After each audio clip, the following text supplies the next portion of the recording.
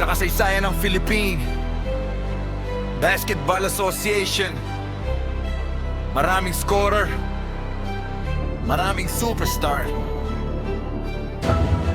pero may isang pangalan na kilala sa isang bagay: Clutch.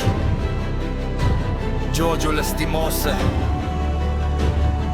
The Jody. Sa Cagayan de Oro nagsimula ang pangarap. Isang batang mahilig sa bola at sakur araw-araw. Hindi siya pinakamalaki sa liga, pero may puso na parang mandirigma. Sa college pa lang, ramdam na ang talento. Mabilis ang galaw, mataas ang basketball ay kumike. Jumper na halos hindi pumapalya. Depensa ng kalaban, hirap siyang bantayan talaga. Pagdating sa PBB, nagsimula ang tunay na laban. Rookie na walang takot sa malalaking pangalan. Unti-unting nakilala sa buong liga. Isang scorer na palaging may sagot sa krisis nila.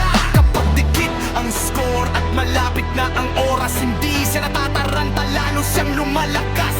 Tahimik lang sa court, walang yabang na dala. Pero kapag last play na, bola na sa kanya. Clutch sa dulo, hindi nanginginig kamay. Lastimosa sa court, alam mo na ang mangyayari. Tahimik lang pero delikado sa laban. Kapag last seconds na, siya ang asahan. Clutch sa dulo, hindi nanginginig kamay. Lastimosa sa court, alam mo na ang mangyayari. Tahimik lang pero delikado sa laban. Kapag last seconds na, siya ang asahan. Sa Alaska Giants ni naging mahalagang bahagi. Tinakilala sa disiplina at bilis sa play. Kasama sina Johnny Abarentos, Kenneth Duremdes. Fast break offense, depensa na matibay. Isang sistema na halos walang kapantay. Pero sa mga sandalin pinaka-critical, si Jody ang palaging tumatapos sa final.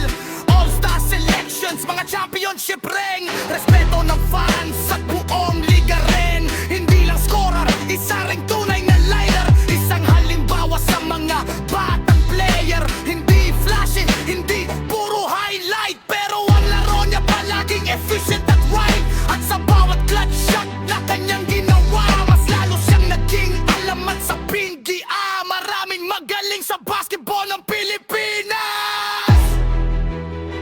Maraming scorer na kayang magdala ng laban, pero kapag usapan ay last shot, isa lang ang pangalan na palaging naaalala: